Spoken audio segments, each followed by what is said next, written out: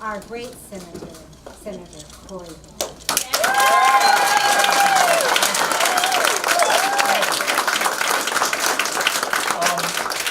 So, look, you just heard from two-ish of your candidates. And I could sing their praises myself. First of all, Paul Vagianos, I didn't know that story about his dad, and at a time where DACA residents, don't worry about that, it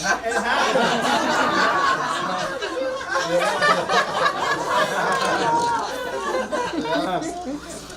But at a time that, do you know how to work that?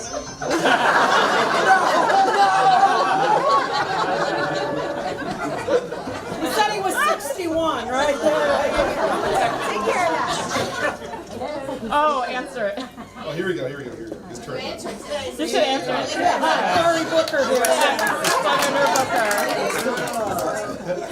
You can both be There was a lot of grace in this room, so he has nothing to worry about. But I just have to say, listening to these three candidates, it is so inspiring to me as I deal with these issues on a national level. And what I've been dealing with DACA recipients, to hear Paul's story, and it's just stunning to me that here in New Jersey, we know fundamentally hundreds of millions of dollars into our economy is driven by our dreamers, by kids that have been here. I met with lots of them who speak with a thick New Jersey accent, don't speak the language of their country, don't have any memory of their country, have served this nation, and we're trying to push out the most irrational thing, pushing out these talented folks. And so as I hear these three incredible candidates, I just feel very moved, not only by who they are, but this ideal that is incredible. Look, Christine's not here, and I wish she was. But the fact that in this campaign she's worked hard is being demonstrated by her willingness to push her body to extraordinary limits. But I also know that life is not determined by one campaign. Christine is somebody for the entire time I've known her, whether her name is on a ballot or not. She's like a triple threat. She will step up, she will reach deep into her own resources, contribute not just to candidates, but to organizations. I think I'm one of her most expensive friends, but then she works on campaigns. She labors hard to get other people elected. I stand here as a result of that. And then, when everybody's talking about somebody should run, she's been that person who's put herself out there. And like me, I faced losses in my career, but her and Paul keep putting themselves out there. That's incredible. That's a spirit. I have to say, I've known Mr. Dutch for some time, and Tom is just an extraordinary patriot. And I got a little upset last night on Chris Hayes, because when anybody who tries to wield patriotism like a club to mean someone else and to elevate themselves, that is it's so antithetical to what patriotism really is. I mean, if you think about this word, patriotism is love of country. And you cannot love your country unless you love your countrymen and women. And we don't always have to agree with each other. But there is a decency and a kindness that Tom evidences that, to me, is that consistent patriotism, not in a moment, but a life, a career. Not a destination, but a way to travel. This is, to me, what is the glorious thing about the candidates that are running right now. That they evidence, to me, the best of who we are, the best of our character.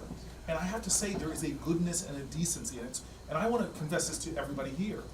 It is hard sometimes to maintain your dignity and your decorum when you have a president that spews such hatred and such bile, such vulgarities. I mean, I literally watching TV as a football player is using the words of the president. He's being bleeped on TV. Yeah. But our president is throwing out those words on his tweets, and nobody is saying how outrageously unacceptable it is for that. But I sat on a podcast recently, and a woman was calling the president names, and I said, look, I criticize him for calling people names, but I'm not going to let him change me and make me become what I'm fighting against. And that's the thing I love about these candidates, is their dignity, their grace, and how they go about it. But I really didn't come here tonight to talk about them. I'm here for them, but I don't think I need to sell one person in this room about your urgency to vote for them. And the other thing I don't have to sell this room in, and it got to me was I was taking selfies with folks. Something that further confirms my one of my nicknames of the selfie senator. As I put my arm around people and they told me little brief snippets of themselves, and with passion, advocating for there's a whole bunch of people here that stand up every single day for folks with disabilities. Every single day. I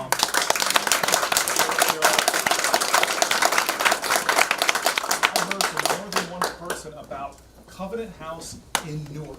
Now, I think folks sleeping outside. I think I might be the only person here that lives in Newark. If I'm not, I'm probably the only person that lives in a low-income area. The median income in my census tract is $14,000. But this understanding, the folks who are talking about Covenant House, that we are one people. And if injustice is happening to someone or they're going through a hard time, I am intimately connected to that. And for me to ignore that not only hurts them, but hurts me and hurts my nation. I talked to people here that wanted to talk to me about a host of different issues that you all were passionate about and active about. And I have to say, there's a whole bunch of Blue Wave leaders and activists and staff in this room. And Marcia Marley, you have had your hand on the plow for so long, winning elections, losing elections. You get up the next morning, Wednesday morning, and you're going again. And you're one of these fearless people, which I love. It's in the tradition of Ella Baker, where, in fact, one of my favorite songs by Sweet Honey in the Rock is called Ella's Song, where she has that refrain: "We who believe in freedom cannot rest. We who believe in freedom cannot rest until it's won." I look around this room and I see new friends of mine who are activated by the Women's March. I see longtime public servants like Carla and Harry, and who are fighting at the local level, understanding, hey, you senator, you don't exist if you don't have strong foundations in New Jersey of local elected leaders who are out there every single day building this party up from the grassroots. And so I just want you to know that this is very moving to me, especially after this week in Washington, where there's highs and lows and highs and lows. It can be a toxic environment down there. To get on a train to come home, and before I go to my house and take my shoes off and try to watch finally the new Star Trek episode, that I get to come in here and fellowship, because it's so emotional for me sometimes, because I sit there in Washington and I'm engaging with people who have so much on the line, and it rips at my gut to see what's going on in the EPA right now, and to know that we in New Jersey, the Superfund sites Tom was talking about, that we in New Jersey have these challenges, but I've taken the time to go to other states because I think common pain should generate a common purpose. I've stood in North Carolina and watched a poor African American community in the low-lying areas where they put this animal industrial agriculture there, massive CAFOs full of, I'm not exaggerating, millions of pigs that produce 10 times the effluence that human beings do. And what do they do with it? They fill it in massive lagoons, they spray it over fields. I see the mist going into the community, and people, the wretched smell that people are living with, the respiratory problems. Thank you so much. Dear God, do you ever stop giving and helping? The respiratory problems, the cancers, and I'm sitting here with these activists, and they're telling me what it means to have a federal worker. I went to Cancer Alley in Louisiana a few months ago, this stretch of the Mississippi River between Baton Rouge and New Orleans, which has chemicals being spewed by petrochemical companies into their air. Their cancer rates are off the charts. People can't move because their land values have completely collapsed. I sit here and I watch what our education department is doing, how it's perverting the understanding of our obligations one to another, not just to public education, but our obligations to protect our children and to elevate all kids, from disabled children to gay and lesbian children, to all of our kids. I sit and listen to stories by national civil rights advocates who start crying in meetings with me because of what Jeff Sessions is doing. That how can we, at a time where we've come so far in voting rights, now have a Justice Department that is pulling out of cases where the federal judge is literally saying that they have drawn these districts, they've implemented, these voter suppression laws, this is the quote, with surgical precision to disenfranchise African Americans. I could go through the agency and the department and tell you stories that will break your heart. But we come from a nation of people. And by the way, if this nation has not broken your heart, you don't love her enough. Because there is before an election of a Trump, there were injustices that are unconscionable in a country that professes to favor freedom, that professes to be about liberty and justice for all. But this is why this room is so powerful and important.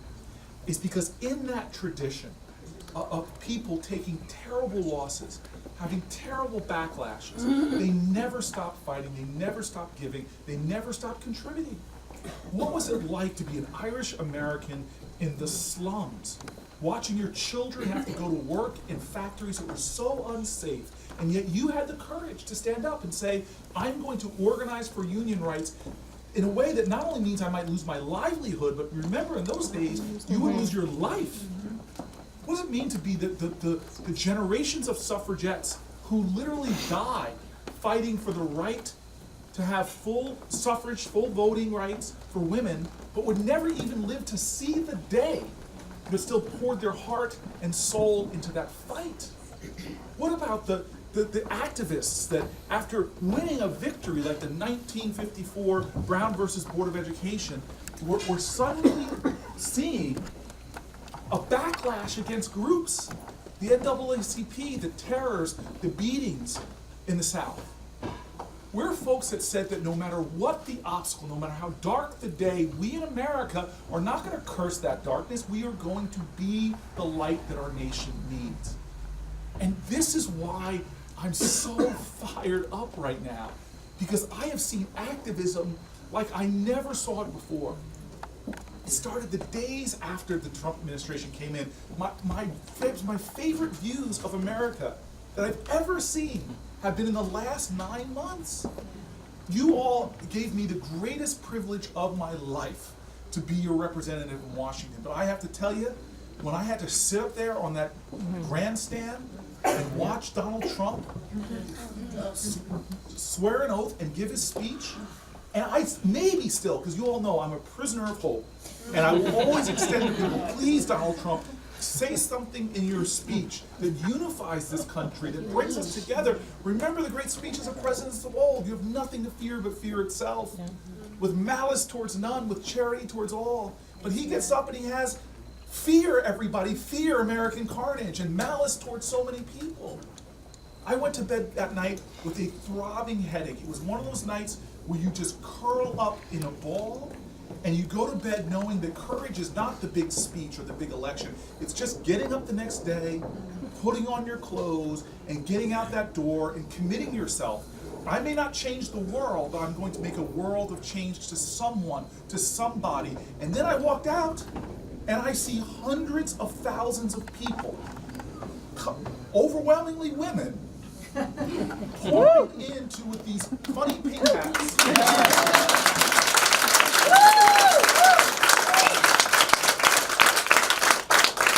Literally telling me with their actions, not with their words, hey, Senator, we are going to fight.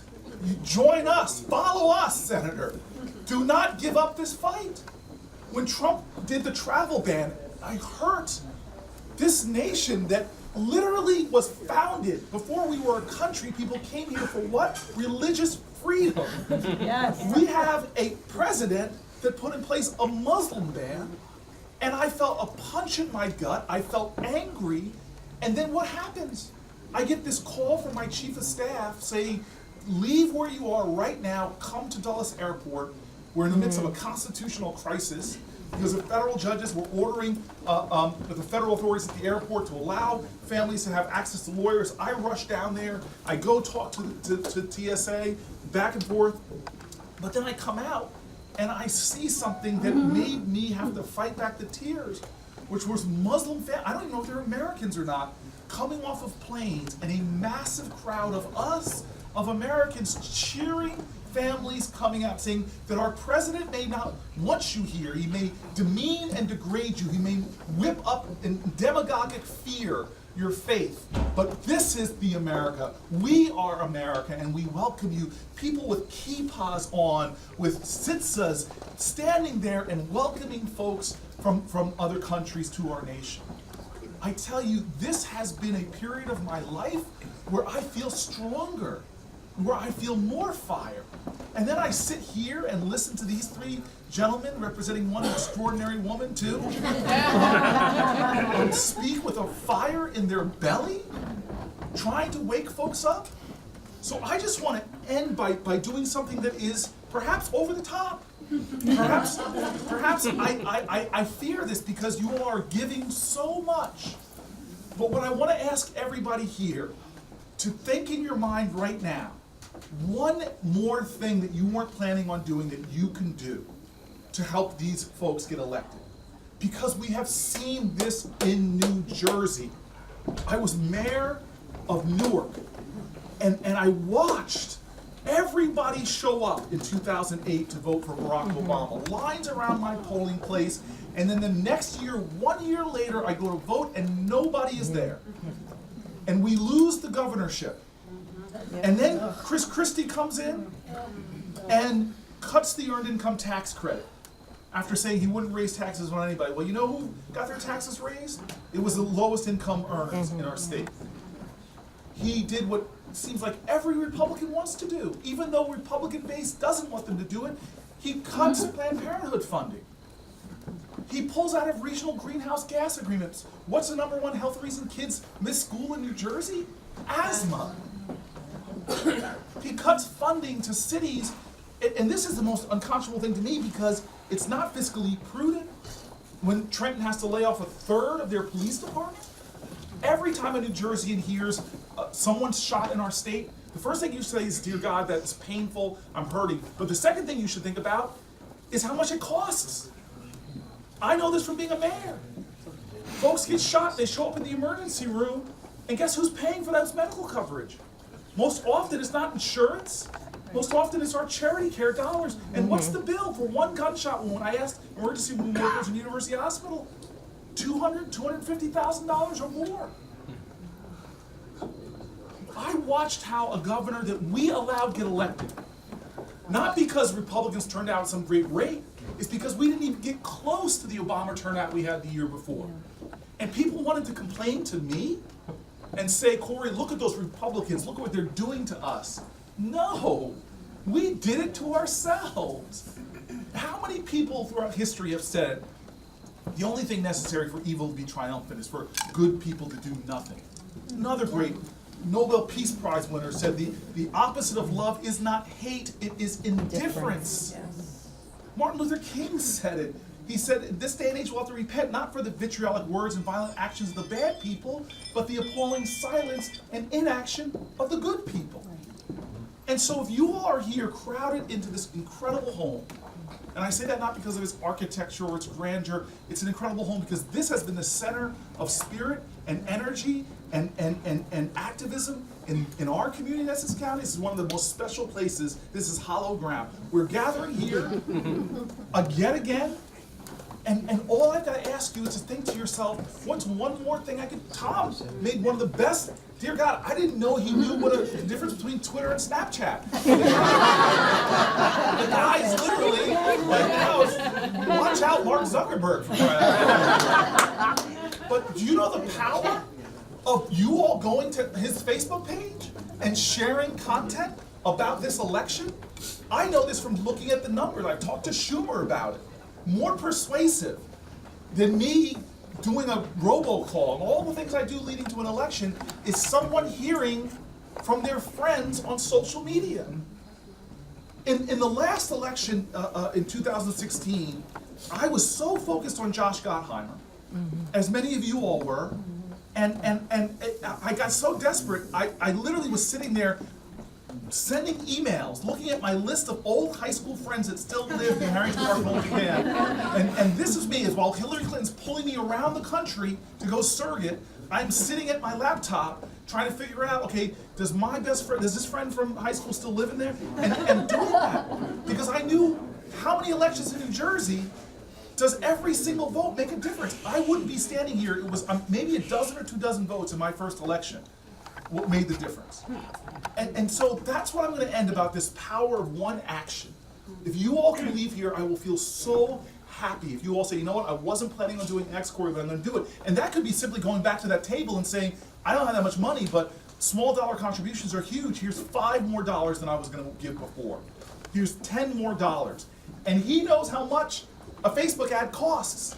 15, 20 bucks, he can reach another 5,000 people maybe. And so I just want to end with the story because I can't let Paul one-up me with his family story. Paul, every time I made the one mistake, I mispronounced his name it was Vajigadabatahada, and now I know how to say his last name. But Paul's personal story, we all have these same stories.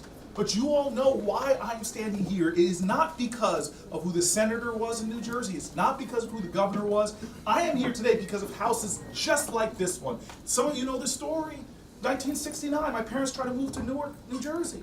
Tried to move to Harrington Park, New Jersey. And everywhere in Bergen County they were looking, including Harrington Park, people would tell this black family that houses were sold. And it was a small storefront operation. A small group of people that met in a home like this too, that said, we're going to try to help this black family. And they started sending white couples out before my parents, or after my parents rather. And it was a sting operation. and my parents would go be told the house was sold, and the white couple would come behind them and find the house that was still for sale. These are New Jerseyans. Their names aren't anywhere on any plaques or any monuments. These are regular, everyday Jersey folks. Now, I tell you, my parents fell in love with this house in Harrington Park, 123 Normal Road. And my childhood home. And then on the white couple found my parents saying, you like this house, we'll put a bid on it. They put a bid on it. The bid was accepted by the white couple. After my parents had been told it was sold, the papers were drawn up, and on the day of the closing, the white couple didn't show up. My dad did, and a volunteer lawyer, just a New Jerseyan, who had a business, had demands on them, but they said, you know what, I'm going to go. And he goes with my dad, Marty Friedman, goes with my father, and goes into the real estate agent's office, confronts a real estate agent, and the real estate agent doesn't capitulate. The real estate agent gets so angry that he got caught in the sting operation, he stands up and punches my dad's lawyer in the face. And he sticks a dog on my dad. And I always say this because every time my dad would tell that story growing up, the dog would get bigger. Eventually, it wasn't a dog, it was a pack of wolves. Son, I had to fight a pack of wolves. And so I grew up in Harrington Park. What a privilege. What a privilege. You all know the communities that we come from. One of the best public school systems. By the time I was 18 years old, I had teenage swagger like none of your kids have. And my parents would get angry. I'm sure Paul's father was like the same way. You don't know what it took to get you here, boy. You don't walk around this house like you hit a triple. You were born on third base.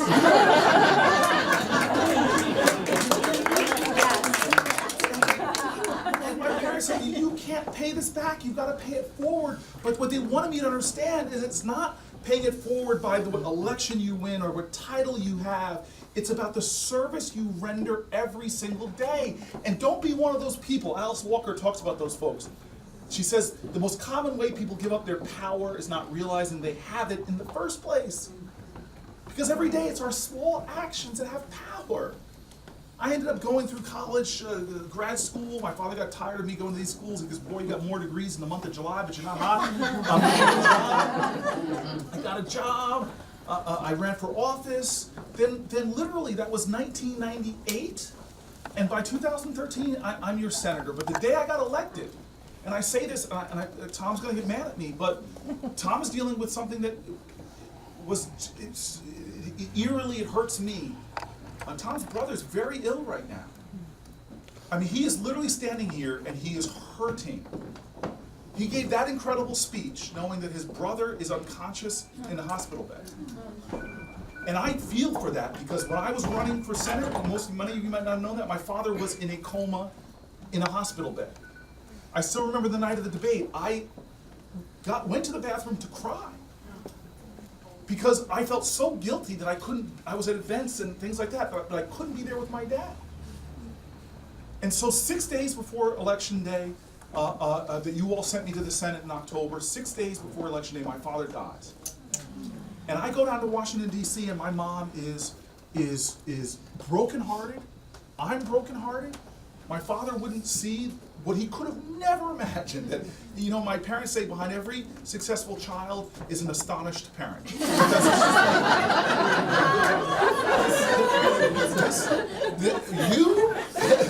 wouldn't mow the lawn.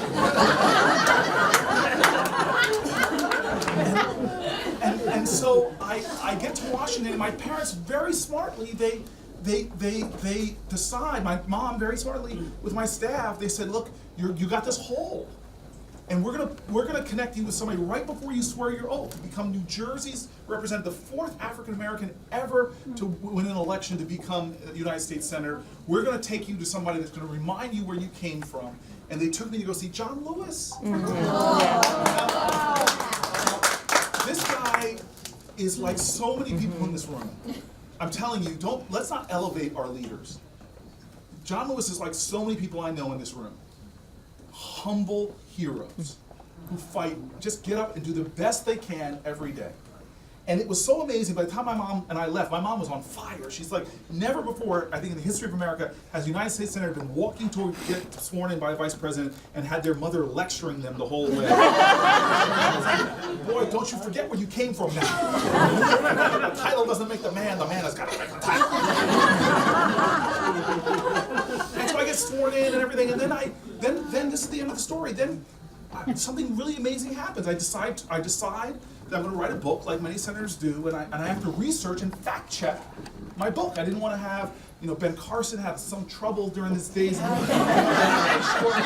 Every single story, and there was quadruple fact check. So I said this story about me moving to Harrington Park, which I've told many times. I need to go back and find the people. And so I go back looking for the head of the Fair Housing Council from 1965, and she was easy to find. Because she still is today the head of the New Jersey Fair Housing Council. Some of you all know her. Her name is Lee Porter. She is over 90 years old, and she is still no longer black families. Now it's same-sex couples and Muslim families. She's been a housing activist. My career pales in comparison to hers because she has literally 50-plus years of one family at a time. And I went to see her, and she sat on the couch in my office, and I got on my knees. I was so overcome with emotion, this hero who did so much for my family. And I asked her, I said, I want to find this lawyer. I need to find out if it was a dog or a pack of wolves. And she looked at me and she said, Cory, I'm sorry, but Marty is dead. Every one of us in this room could this week say thank you to somebody that we should thank, whether it's a 4th grade teacher or a coach, who we probably haven't thanked enough. And it would mean the world for them to hear a thank you from us. And here I missed an opportunity to thank the lawyer who literally took a punch from my family. And so she looks at me like I'm sad, she sees the pain, and she goes, well, Cory, the lawyer who organized all the lawyers, who put it all together, he's still alive. His name is Arthur Lessman. You should talk to him, he'll know the story, and you should say thank you to him. He's the one I gave the case file to. And so I find Arthur Lessman. Thank God I did. Arthur just died last year. He was an amazing guy when I'm talking to him. He's like, Cory, she confirmed the story. It was amazing, great conversation. But then I had to know, this is 1969. Why would you, and he told me he was just starting his career. You all know, anybody who started a business in here, how busy you are when you first start. Why would you represent black families? Why would you take so much of your time when you should have been billing hours to represent black families trying to move into your community? And he said, Cory, I remember the day I made the decision. And I'm like, the day, was it like May 20? No, Cory, when I said the day, I remember the day I made the decision, it was a Monday. And I go, how do you know the day of the week? And he goes, Cory, because I was sitting down on that Sunday on my couch, comfortable, watching TV. And then on the news comes these people marching from Selma to Montgomery over the Edmund Pettus Bridge. And they got beaten by billy clubs and Alabama State troopers. I was so shaken by that. I went to work that Monday, told my partner, it was just him and I said, Leo, we've got to go to Alabama. And Leo laughed, not because anything was funny, but it was comical to say that we could close our business and have the money to even buy a plane ticket. And they realized they couldn't do anything. And then they thought to themselves, well, you know what we could do?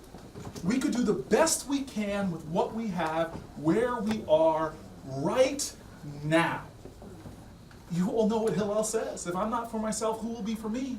If I'm only for myself, what am I? If not now, when? And so they started making phone calls and said, who needs lawyers? And suddenly they found Lee Porter, who in 1969, she was a lot younger, but still the same passionate person. And he said, then I get this case file a little while later with Carrie and Carolyn Booker, my parents. And so the message I want to leave you all with is that, to me, is one of the most incredible spiritual things. That I don't know the names of those marchers, but one day, in one moment, standing up righteously for a cause bigger than themselves, they ignited something that leapt geography over 1,000 miles north. They changed the attitude of a lawyer in Washington, in New Jersey. And that lawyer in New Jersey, because of those marchers, he didn't know their names, suddenly changed the lives of black families. In fact, this is an example of patriotism, love of country, love of your countrymen and women, and the power of that love. It leaps space and it leaps time. It touched generations yet unborn. That's the power everyone here has. You won't know it, but there's going to be something these folks do in office. It makes a difference to a family, whether it's a family with an autistic child, or cleaning up some toxic area, or raising a minimum wage and pulling a family out of poverty. You may never know the connections of time and space, but we all have that power. One action that we can do can change the world. I don't think Artie Lessman, he told me, ever could have imagined that he was going to change the destiny of a family. The guy was going to become a United States Senator one day. And so this is my ask. It's just the end of it. I was this kid in Harrington Park Elementary, and I was taught this song, My Country, 'Tis of Thee. Sweet land of liberty, of thee I sing. Land where our fathers died. Land of pilgrim's pride. From every mountainside, let freedom ring. And the thing I ask everybody to understand is forgive me if I seem impetuous to criticize this song. The one word, 3 letters that I want to criticize right now is this word let. As if we need to sit back and let freedom ring. That's not the story. Suffragettes didn't let freedom ring. They picked up a hammer and they rang that bell. Union workers in slums in New York didn't let freedom ring. They stood up and rang that bell. Civil rights workers didn't sit back and let freedom ring. They got up and they rang that bell so hard they might have put another crack in the Liberty Bell. And so we, who put our hands on our hearts and pledge allegiance to a flag, who believe in these ideals of liberty and justice for all, they are nothing if we just say it in songs or oaths or speeches. We've got to live it every single day. And I guarantee you, if between now and November 7th, if you all get up every day and I'm going to do one thing to make freedom ring, I'm going to do one thing in the cause of patriotism, I'm going to do one thing in the name of love, I promise you, it is a guarantee with certainty that you will affect generations yet unborn. Thank you, everybody.